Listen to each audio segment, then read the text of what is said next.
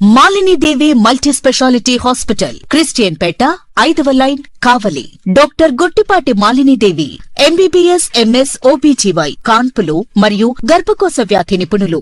Malinidevi multi speciality hospital నందు అందించు వైద్య సేవలు: సాధారణ కాన్పులు, సిజేరియన్లు, లాప్రోస్కోపిక్ ద్వారా గర్భసంచికి సంబంధించిన ఆపరేషన్లు, ట్యూబెక్టమీ, పిల్లలు లేకుండా operation, high risk pregnancy, ectopic pregnancy మరియు గర్భసంచి నీటి బుడగలు, గర్భసంచి జారిన ఆపరేషన్లు, రొమ్ముగడ్డలకు చికిత్స, నెలసరి ఇబ్బందులకు చికిత్స, మెనోపాజ్ సమస్యలకు చికిత్స చేయబడును. స్త్రీలకు సంబంధించిన అన్ని సమస్యలకు చికిత్స చేయబడును. పిల్లలు లేని వారికి ప్రత్యేక చికిత్స కలదు.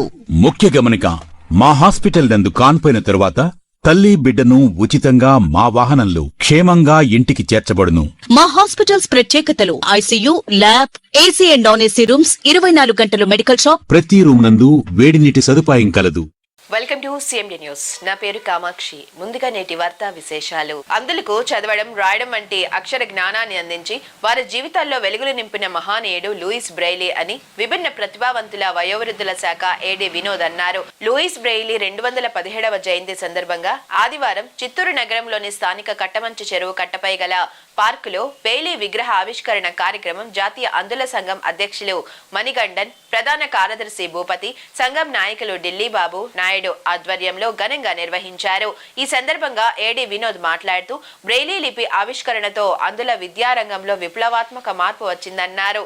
అందులో విద్యాభ్యాసం చేయడమే కాకుండా స్వావలంబన సాధించేందుకు బ్రెయిలీ లిపి దోహదపడిందని తెలిపారు. నేటికి ప్రపంచవ్యాప్తంగా అనేక భాషల్లో బ్రెయిలీ లిపి వినియోగంలో ఉండడం లూయిస్ బ్రెయిలీ సేవలకు నిదర్శనమన్నారు. సంకల్ప శక్తికి చిరస్మరణీయ ప్రతీక. చిన్న వయసులోనే చూపు కోల్పోయిన అందుల కోసం ప్రత్యేక లిపిని రూపొందించి ప్రపంచానికే దారి చూపిన వ్యక్తి లూయిస్ బ్రెయిలీ అని వక్తలు కొనియాడారు.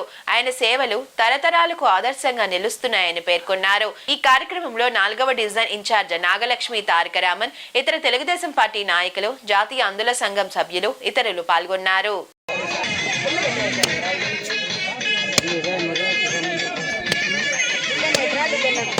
ఆవిష్కరిస్తున్నారు మన చిత్తూరు జిల్లా సహాయ సంచాలకులు, వివిధ ప్రతిపాదకులు వినోద్ గారు, మరి అందరూ కూడా మన 4వ వార్డు మేడం ఇన్ఛార్జి మన చిత్తూరు జిల్లా ఢిల్లీ గారు, గోవింద్ గారు, మన నాయకులు అందరూ కూడా అసోసియేషన్ అందరూ కూడా ఈ విగ్రహ ఆవిష్కరణ జరుగుతున్నది.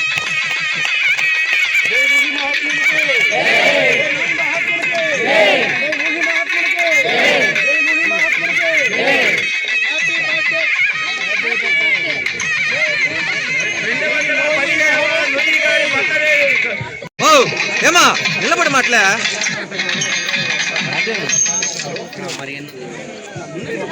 ఉండండి ఉండండి ఉండండి ఒక్క నిమిషం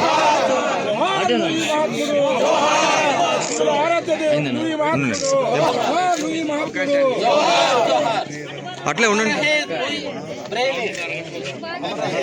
अमर रहे लुइस ब्रेइली, अमर रहे लुइस ब्रेइली. నీది కాదు ఈ అబ్బాయి కాలు తొక్కుతా ఉండవు. ఓకేనా?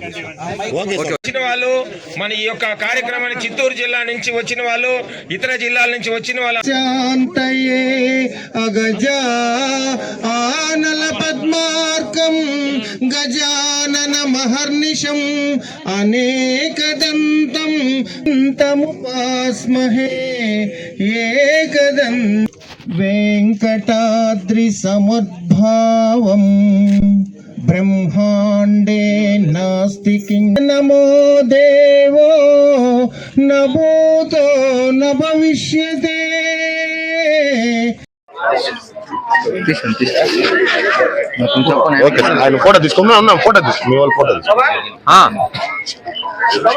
ఈరోజు చిత్తూరు జిల్లాలో లూయిస్ బ్రెయిలీ 217వ జన్మదిన సందర్భంగా మన బీసీఏ మరియు ఎన్ఎఫ్బి 2 సంఘాలు, అంటే అందులో సంబంధించిన సంఘాలు ఇద్దరు కలిసి ఈరోజు ఇక్కడ కట్టమంచిలో లూయిస్ బ్రెయిలీ మహానుభావుడి యొక్క విగ్రహం ప్రతిష్టాపన చేయడం జరిగింది.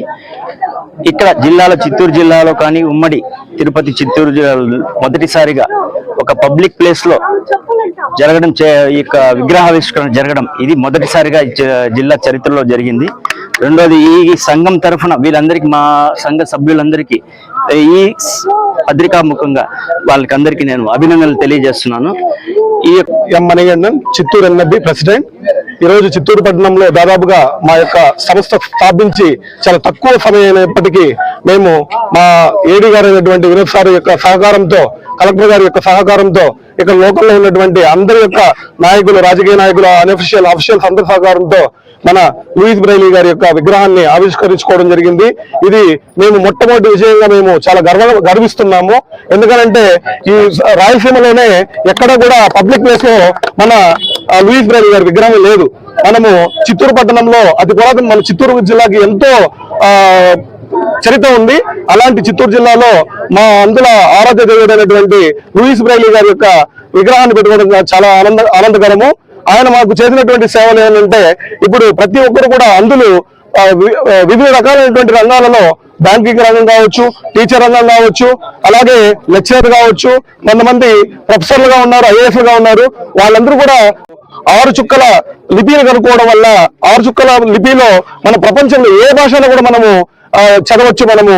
అందువలన ఆయన ఆ జీవితాన్ని త్యాగం చేసి ఎంతో మందికి జ్యోతిని వెలిగించినటువంటి మా లూయిస్ బ్రైలీ గారికి మేము ఇది ఒక మంచి నివాళిగా భావిస్తూ ఆయన ఎప్పుడు కూడా స్మరించుకుంటూ ఉండాలని చెప్పేసి నేను మా చిత్తూరు ఎన్ఎబ్బి శాఖ తరఫున కోరుతూ ముగిస్తున్నాను. Thank you.